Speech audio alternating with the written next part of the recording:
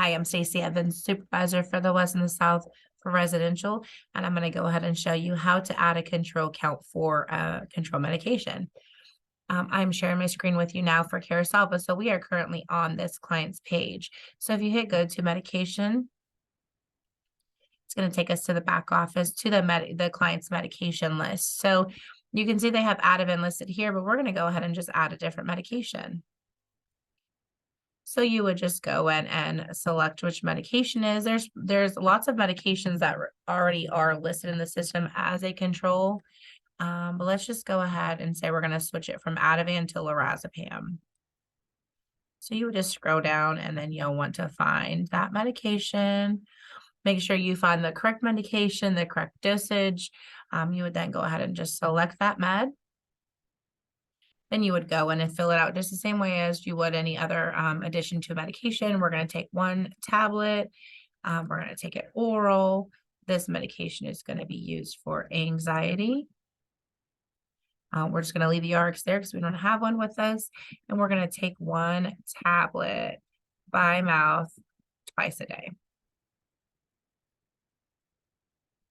We're going to add Dr. John Doe. We're going to scroll down. Now, this medication, this dosage, for some reason, does not show that it's a controlled substance. So you're going to want to select the controlled substance, which automatically enables the count. So when you scroll down here and you're selecting your scheduler, you're going to go in the same process you would add a medication. What day is it going to start? How often are they going to take it? Is it daily? Is it weekly? Is it monthly? Whatever that is.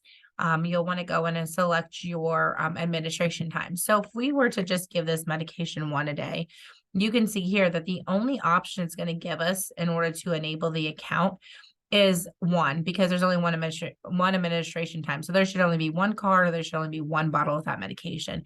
So you would select and put what the count is for that. But this medication is actually given twice.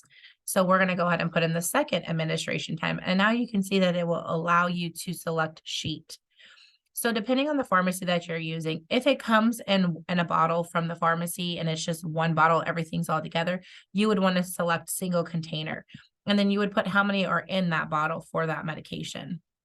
But if it comes from Genoa or some other pharmacies, usually they'll have two different cards. They'll have an 8 a.m. card and they'll have an 8 p.m. card. So those cards should be counted separately when staff are administering the medication, but they would be counted together in the control count.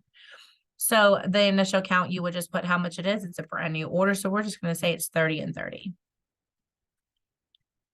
So you'll want to go down here. You'll want to make sure that all of your prompt buttons are selected. Your early administration time should always be 1 hour. So if it's different, you're just going to go ahead and select it to change that. Same thing with your late administration. And then your administration warning should always be 1 hour. So some of these are set up differently based off of how they were set up originally in the system. So you just have to go in and adjust that. And just remember it's 1 hour, 1 hour, and 1 hour. You would then hit save. Take a minute for it to come up. And then you can see here to verify that that medication is now on file. So if you go back to view prompt page, go to current med sheet.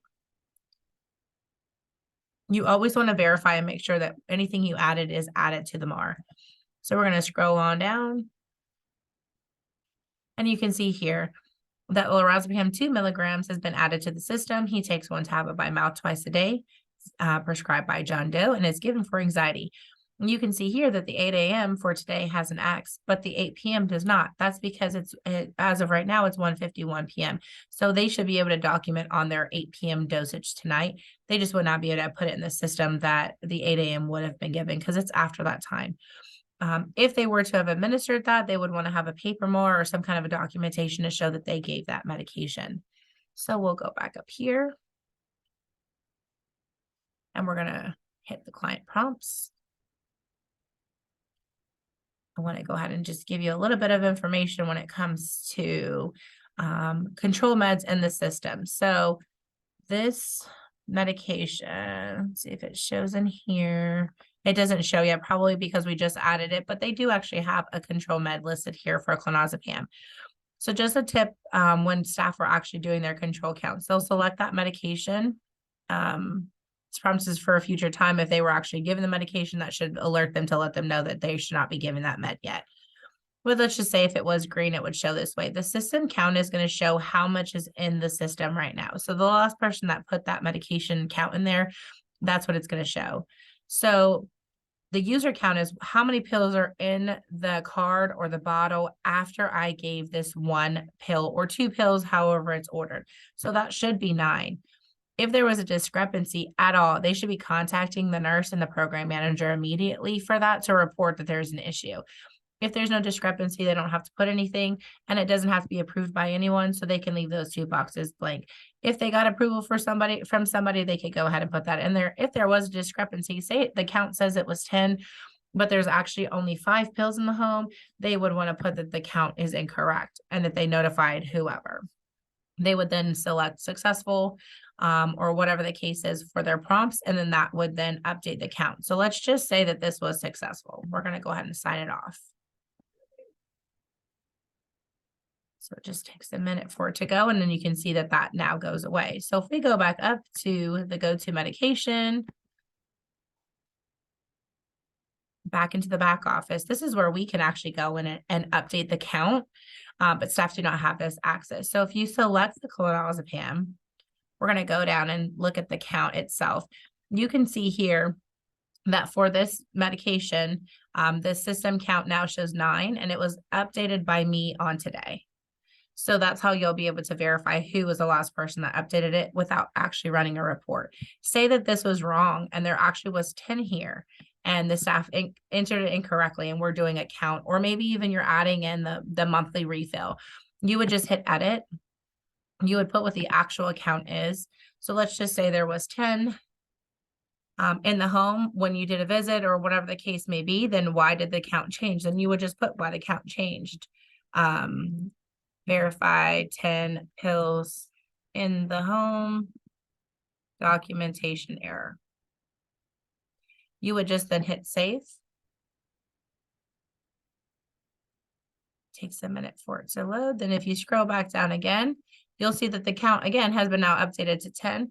And again, it was last updated by me. It doesn't show anything that was done previously to that, but it does show here. You will be able to see that in a different report when we go over how to run a control count.